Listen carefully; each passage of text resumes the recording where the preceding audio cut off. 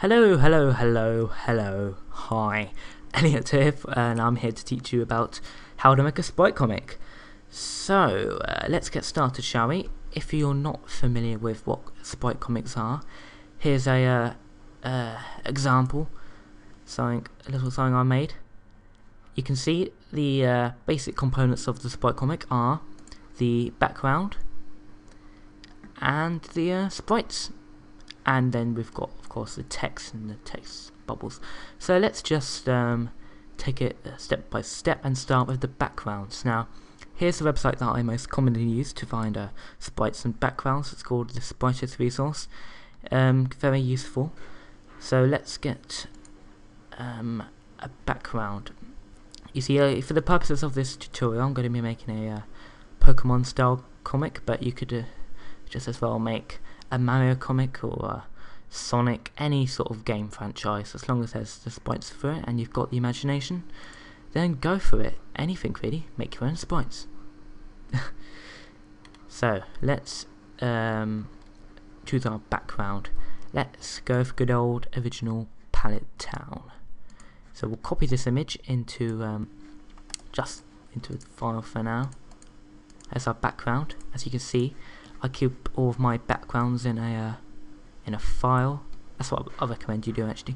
Just keep all your backgrounds in a big file, so you don't have to keep referring to different files. It just makes things easier. So we've got that in our there. Now we need some sprites. As you can see, I keep all of my sprites in a similar fashion, but for the purpose of this tutorial, I'm just gonna copy some into that little dumping ground, shall we say. So let's just have our main sort of hero. Here we go. Oh, don't know what's happened there. Maybe that wasn't the best example. Let's just find someone else. Random NPCs. Yeah, let's have some of these guys.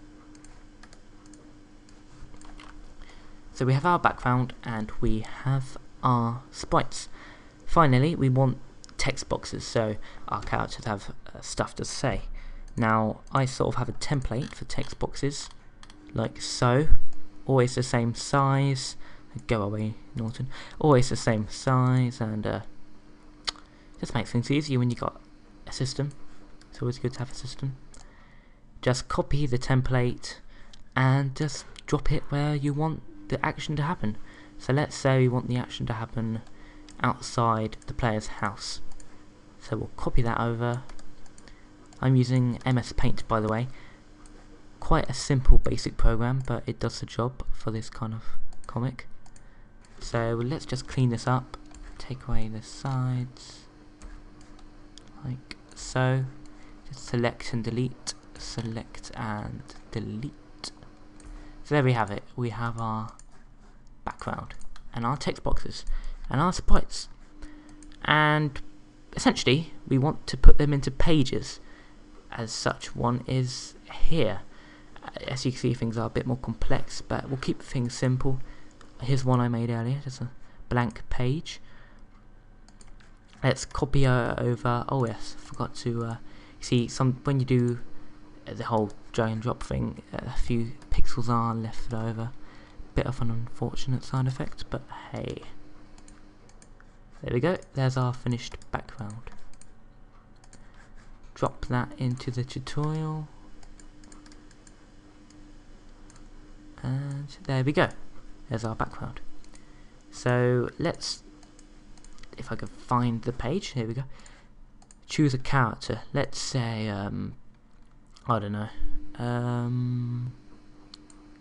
This purple head person. So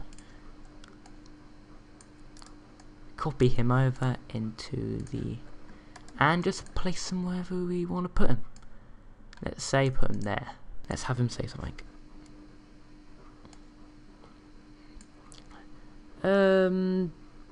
What shall he say? Hello. Always a good way to start. So he's saying hello. Now let's say in the next scene he's going to be turning left. So what's he gonna say? I don't know. Wow.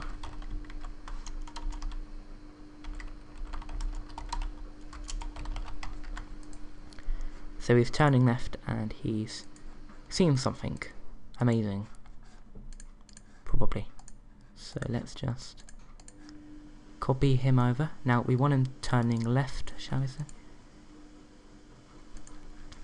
Now here's where it gets a tiny bit complex. You see, we can't just... We want him to turn left, but we can't just plonk him down anyway, because something like that will happen. Let's just show you what I mean. So when the frame advances, it'll look like this. Not too bad, but you see, it's not very accurate. So what I like to do is I grab our guy, our purple head person, sort of positioning him up where we want him to be. Now we want him to be about there. So let's just select that top bit of his head, copy it over into the there. Good. Yes, our guy, put him there. So when we copy that over, it will be a perfect little animation. Hurrah! To put it into a more complex example, let's have a look at my comic. So in this scene, we have this character here giving this character here the newspaper she's holding. So let's copy it. Let's find that newspaper and copy it over. Here it is. Just paste it like so. And in the next scene, this guy's got to be facing us and reading the paper. So we want the sprite.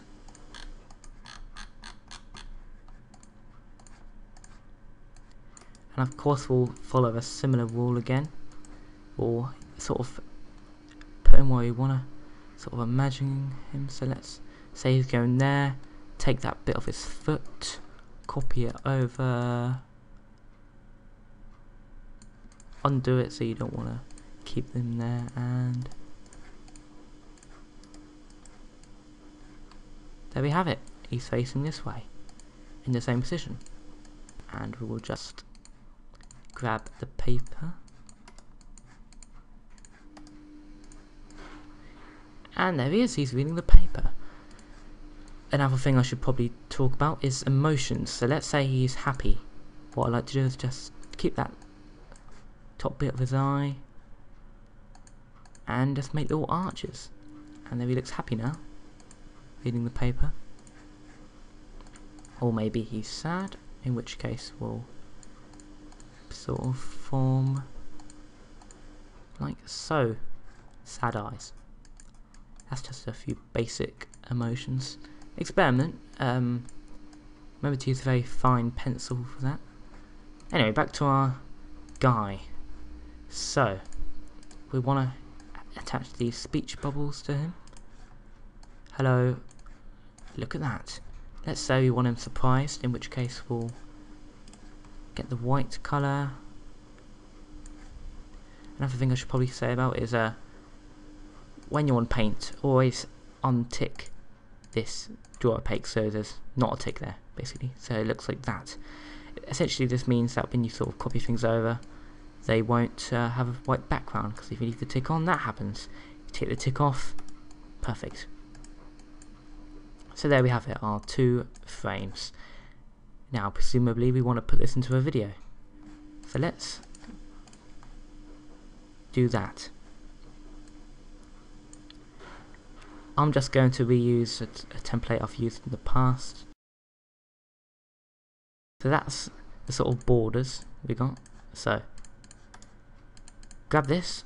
It can be quite messy if you want. If you make the white background.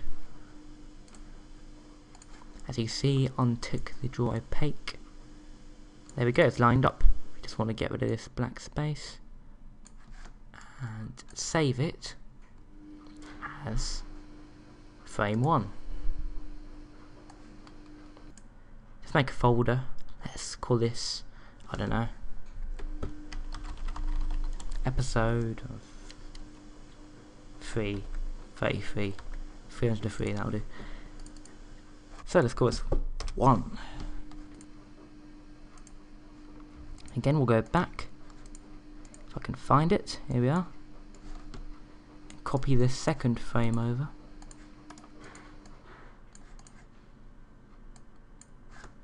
That was a bit of a mistake, ignore that, silly me. And save that as the second frame. Apologies, my computer is quite slow.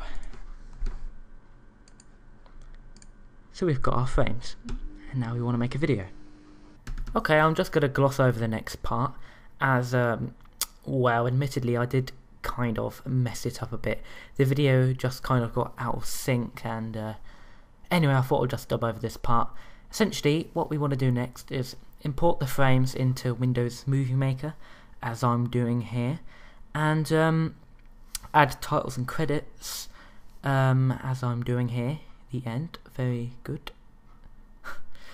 And finally, I want to be adding some music.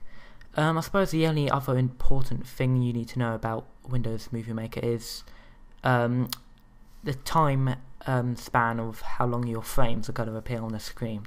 I like to have mine up for about 4 seconds. You can actually change that by going into Tools, Options, and from there you'll be able to change how long your frames appear. Obviously that's going to depend on how much text you've got in your frame, but for my template it's about 4 seconds, gives ample time for the viewer to read what's happening. Now on to publishing. I recommend you publish it as a HD file, always good for quality, and depending on your computer speed that should take about 20 minutes. So just save your file.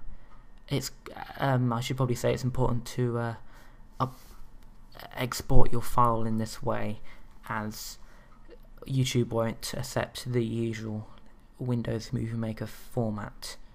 So as you can see here, I'm publishing the video, and it takes quite a long time. So obviously I'll skip over this part. And it's done, So let's have a look at the movie, the finished product. Here we are. Gerald's Adventure. Wow, look at that. Perfect. That is truly art. So that's how you make a Sprite comic. Just to go through that again, make a page for your backgrounds, make a page for your Pokemon sprites if you need any, make a page for your people sprites, sort of bung that all together into frames on a page, about, I don't know, 16 on a page, and copy each individual frame into its own individual file, upload to, well, import to Movie Maker, publish, and you're done. If you have any questions, don't hesitate to ask me, and I believe that's it. Thanks for watching. If you're interested in me and my videos, check out my series, Elliot's Adventure X, which is made in a similar style to this. Just go for it, really. That's it. Bye.